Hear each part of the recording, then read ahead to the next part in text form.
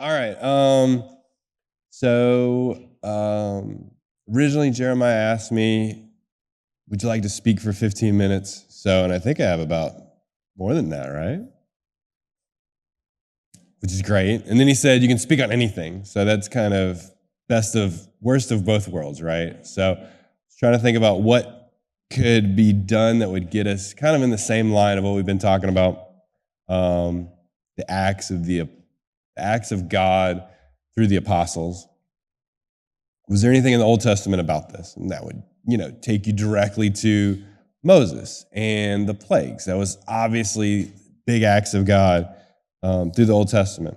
So really briefly, I just wanted to fly through and talk about what are the highlights of what we could learn through that.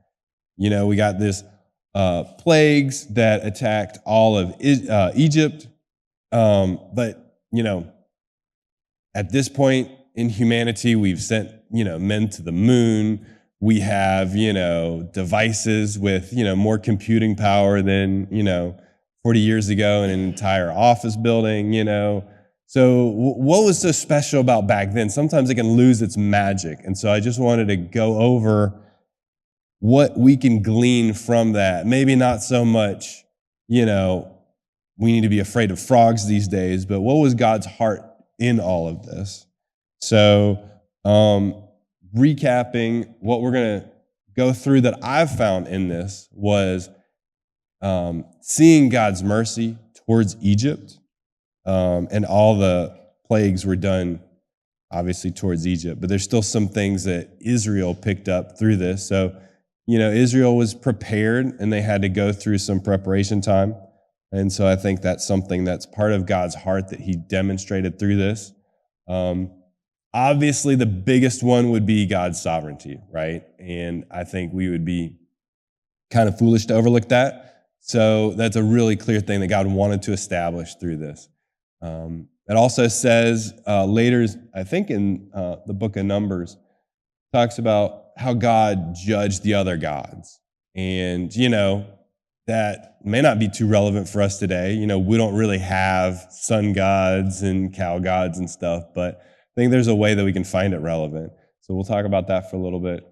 And then also through Israel, again, they weren't the target of these, but God definitely gave them opportunities to see blessing reflected and refracted through Egypt. And they could kind of step back and say, oh, wow, look at what God did. This was really nice. These are nice to have. Nobody guaranteed this, but it was really beneficial to get this. And so I can be thankful for that. So I think those are some of the takeaways we, as 21st century Christians, can kind of run with and still benefit from the plagues of Egypt. So in case you don't know what they are listed here. I won't read each one of these, but rattling them off, I'm going to talk about specifically the pre-plague period as well. So when Moses goes to talk to Pharaoh the first time, right? He didn't say there was any plagues.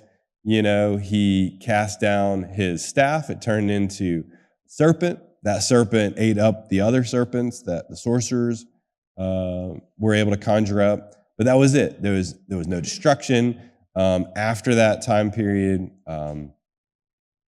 Pharaoh increased their workload.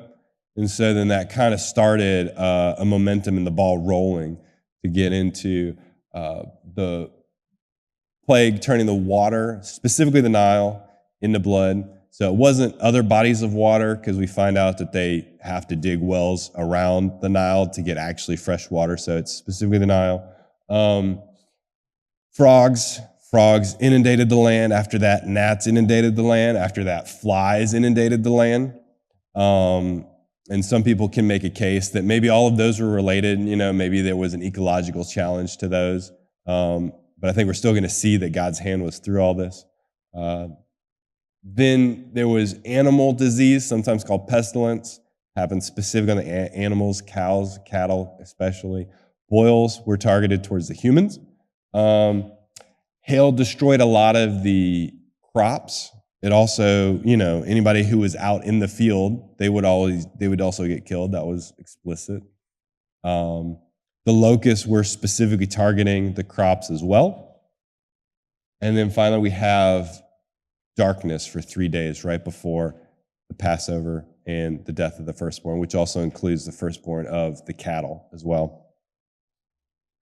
So, and then finally, they leave, right? And we have a lot of details establishing the Passover, etc. But then Pharaoh and his army hardens his heart again, comes, chases Israel to the Red Sea, and that's the part where they have to part the Red Sea, go over the Red Sea, and it finally closes up and destroys the army. So,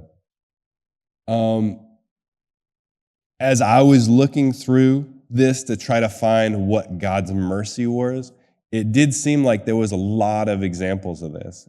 Specifically, he led with this. God led with mercy. You know, like I just mentioned, if we consider the pre-plague, you know, when Moses goes to see Pharaoh, he specifically gives him the opportunity to let Israel go. You know, he already told Moses that Pharaoh has a hard heart. I've heard the cries of the Israelites. You know, I know what I'm going to do. It's going to be destructive. You know, God had all right to completely execute from day one out of the gate and go full bore, all nuclear, you know. But he didn't. He led with mercy, and he gave Pharaoh the opportunity to let Israel go, you know. And he could have completely cut his losses, but he didn't. And, you know, Pharaoh had no reason to recommend or to see why this God of the Israelites would be powerful. So that was kind of why God wanted to stretch this out, is he was going to make a calling card for who he was throughout the rest of the time through these 10 plagues and the might he showed towards Egypt. We also seen a lot of these plagues. Moses is giving Pharaoh a warning. So he's telling him, hey, let my people go again and again. And if you don't, this is going to happen. And we know Pharaoh obviously hardened his heart.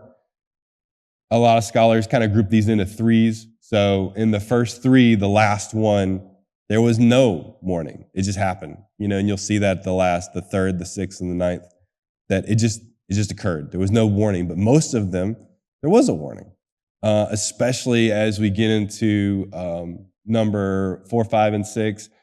You start seeing that Pharaoh actually went back to Moses and said, you know what, this is bad. Can you please get this off of me? And Moses then turns and says, okay, yeah, I will. I will pray to God that this will get removed, and then let my people go, will you? And, you know, we see in specifically 4, but a few of these others that Pharaoh said, okay, yeah, I'll do that. And then he takes back his word. He reneges on his promise. But, you know, Moses and, you know, God really could have held this over Pharaoh's head, you know, and said, all right, well, I'm not going to pray until you let my people go. You know, these frogs are not going to leave the land until, you know, Israel's on its way out. But that wasn't how God operated through Moses. He showed mercy. He said, I will give you rest from this, but please make the right choice. Pharaoh didn't, until finally, with the death of the firstborn, which actually Moses wasn't even around when that happened, right? At the end of 9, at the end of darkness, he said, I don't want to see you anymore. Moses says, fine by me. And Pharaoh has to humble himself and actually send word to Moses and says, you know what, this firstborn thing, that was really bad. You guys can leave now, go, full up, everything, whatever you want, take it. So we also see after the hail warning, the hail plague, that there were some Egyptians that heeded this warning.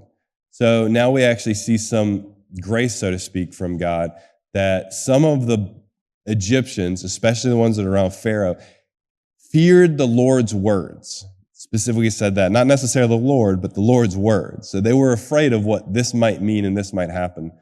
And they actually gathered in their flocks, their cattle from the field. They gathered in their servants, because Moses said, if anything's out there, it's going to die. You know, like the crops are definitely going to die, but if you have servants out there, you have cattle out there, that's going to die as well. So we see that some of the Egyptians did actually heed those warnings. So I think that's an explanation of mercy towards Egypt, I think that's also going to be a testimony to Israel to see, you know what? There's actually people that are doing and fearing the Lord among these pagans. That's something that we can praise Yahweh for.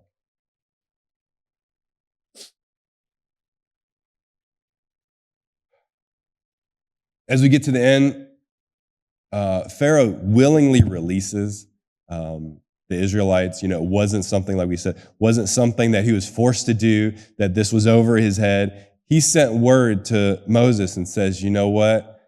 Last time in 9, in the darkness, I said you could go just without your cattle, you know. Now he says, you know what? You can go, take your cattle, take whatever, just get out of my sight. I don't want to see you anymore. And so that was very merciful to even give that choice to Pharaoh, that this is something that he did. You know, later we see he changes his heart. He even thinks that, what did I have done? I just lost all my labor, you know. So we know that that's not necessarily a repentant heart that we're seeing, but still it's his choice, right? This is not something that, even though his heart was hard and he made that choice to let these people go, you know, and that's very merciful of God to do that, because God in all of his power didn't have to operate in that way. Right before the soldiers in the Egyptian army, while they were going over dry land for the Red Sea, they were trying to follow the Israelites. Before the Red Sea finally collapsed over them, we see one last picture of their opportunity to see and recognize that God is the Lord. And so right before, as their chariots and everything were getting stuck in the mud, we see another thing where they're saying, you know what? The Lord is God. He is so mighty. We need to turn around. And they started getting very afraid. God sent confusion, and this was part of that confusion that the charioteers and the footmen started turning back and says, he is way too powerful for us. We're going to see in a little bit, they had a lot of gods. They had a lot of options that they could pull from.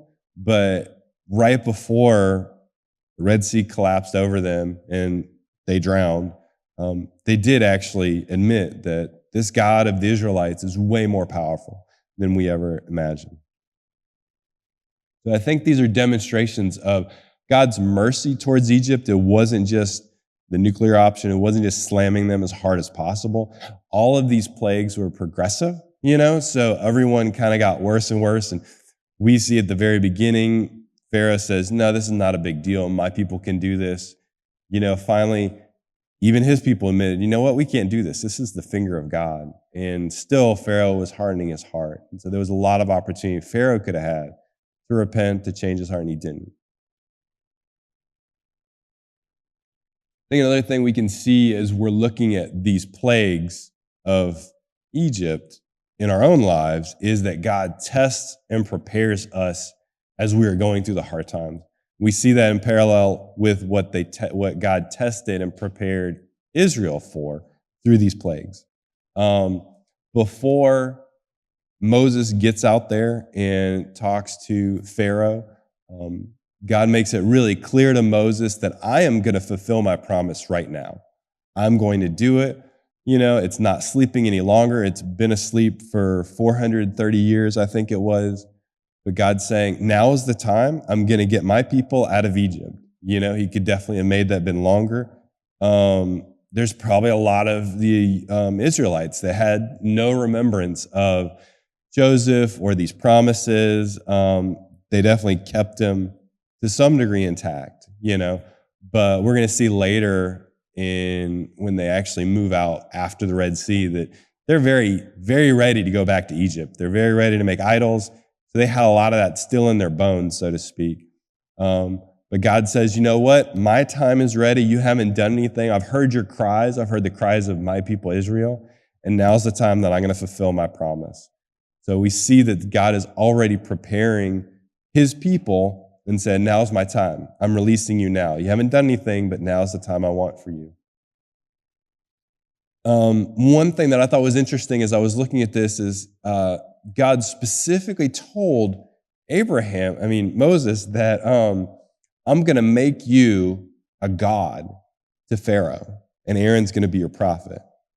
A lot of our translations say, I'm going to make you like a god, which kind of makes it a little bit more understandable to us. But I mean, in the Hebrew, it says, I'm going to make you Elohim to Pharaoh, which is quite a big statement. There's a few other places where humans are called Elohim, so it's not necessarily all by itself. But point being, Pharaoh had thousands of gods, but I want you to model what my lordship is going to look like for him.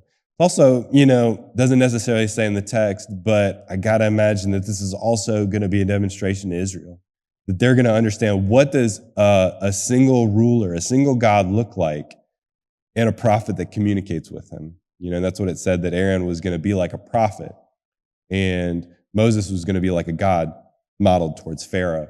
So Israel's also seeing this and understanding they're about to go into the wilderness. They blow it pretty quickly, right? But they've been experiencing and been around Egypt's pantheon of gods for the last 400 years. So now they're finally seeing this is what a powerful God looks like. This is what a prophet looks like that speaks to his God,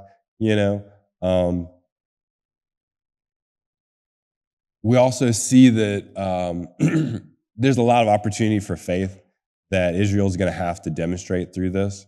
They were subjected to the first 3 plagues, so we don't have any indicator that they were they bypassed the inconvenience with the blood. We know that was unclean. That's described as unclean later on, as far as the laws go. But still, nobody can drink blood, right? So we have no reason to believe they weren't subjected to the frogs and the gnats.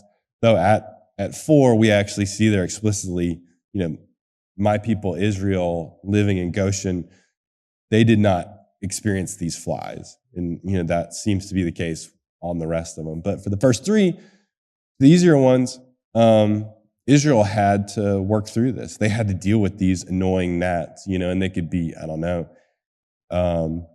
midges. One commentary was saying these could be like really annoying ones that, are like in the sand dunes of, North Carolina kind of thing, which are really, really super annoying.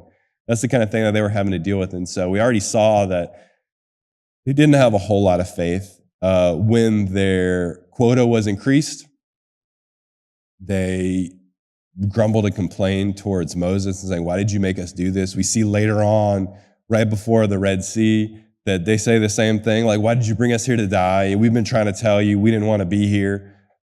Just let us go back. This was so much easier to be there. So we know that this is part of their preparation. They had to have some faith in this process to see that Moses, we need to trust Moses.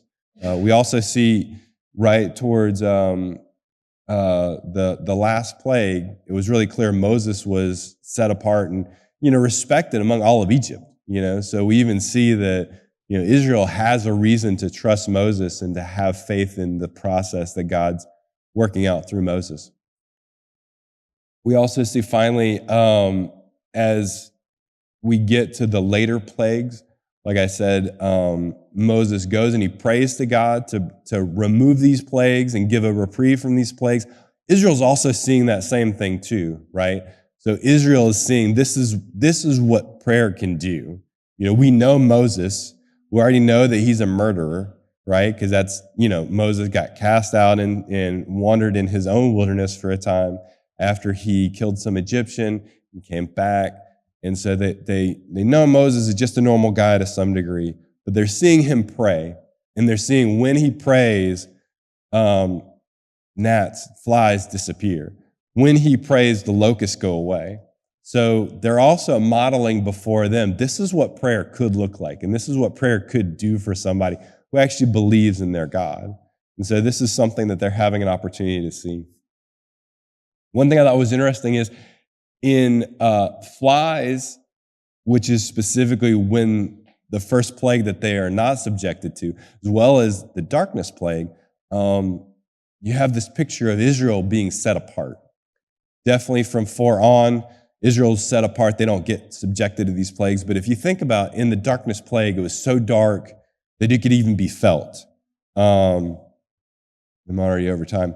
But it was so dark that they could be felt. Now you have, only in Goshen, the land of Goshen, there's light, right? So you have this place where there's light among the nations. So I think that was a pretty interesting example that Israel was able to have. So let me fly through the rest of this like I thought might happen. God's sovereignty is probably the biggest one. And so all of these things had to do with different areas of life, which are still part of our areas of life. God's showing his power over health, over substance, life, very life and death. You know, we see that over light, chaos, and also over small things like inconvenience or all animals. So this is probably the most clear one, that God is very powerful. But I'd say that it's not just because of his power there. These are all of our areas in life currently as well. You might have heard of this, that some of the plagues correlated with Egyptian gods and goddesses. Not quite a one-to-one. There's at least 1,500 different gods and goddesses that are named that archaeologists have recovered. So these 10 plagues, weren't trying to cover all of them, but we're trying to cover the spirit of those gods and goddesses. I think what that would relate to us now is not necessarily that we have the same gods and goddesses, but there definitely are spirits and principalities of this age. Things like pride and money, etc. I mean, you could go on. The things that cripple our world are still going to be addressed by God. These plagues probably took anywhere from 4 to 9 months. So, all of these gods were addressed, but it took time. And so in God's time, he will be addressing those gods and principalities and strengths of whatever time period or nation you might find you're in. God's going to be addressing those, but it's going to be on his time frame, right?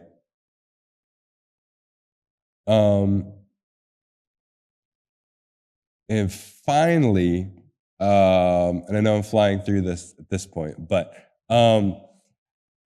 again, Israel was not the focus of all the plagues, so we see all of those really targeting Egypt, obviously, right? But as we're doing that, we can still see opportunities that Israel received blessing from God that wasn't necessary. Probably the most obvious one would be after the death of the firstborn, when they're being sent out, God instructs Moses, and Moses instructs the people to ask your Egyptian neighbors for gold and silver. And in so doing this, he said earlier, that I'm going to have Israel plunder Egypt. And sure enough, Israel does this and gets a whole lot of gold and silver and precious stuff. Now, they're about to be sent into the wilderness for 40 years, so I don't really know if that's going to make it into their new nation in Canaan, but still it was one of those blessings that God's even able to say, you know what, you've been there for 400 years, I'm going to bring you out, I'm going to bring you out richly. And that's kind of one of those things that you can just say, wow, thank you, God. Moses requested Aaron. Aaron came. That was not something that he had to have, right? We see also a lot in the leaving, as Israel's leaving, that God's giving them a pillar of smoke to protect them. He's letting them see Egypt perish right before their eyes, which I think if you've been oppressed for 400 years, that would be very meaningful to you. You would finally see, yeah, we're doing it now. So you see these things that God, through trials, may give you kind of those silver linings around the cloud to see those opportunities of, wow, thank you, God, for this small thing. Not the big thing, the small thing. I didn't have to have this, but thank you. Thank you for that. Finally, I would say if you don't take or don't remember any of that, probably the main important thing would be that obviously the very last plague, the death of the firstborn, has a direct lineage to Jesus. And I think God put that in place on purpose. He made it really, really obvious, that the death of the firstborn created the Passover meal, that created a lamb. It's the only one that had requirements on Israel to do, right? They had to slaughter the lamb.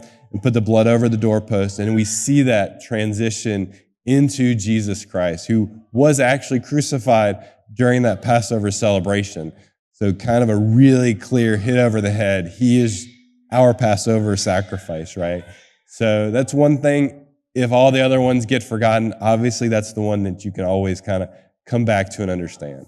So sorry for the blitz. I know I spent a little bit too much time at the beginning, but I thought those were a lot of interesting basics that I gleaned from the plagues.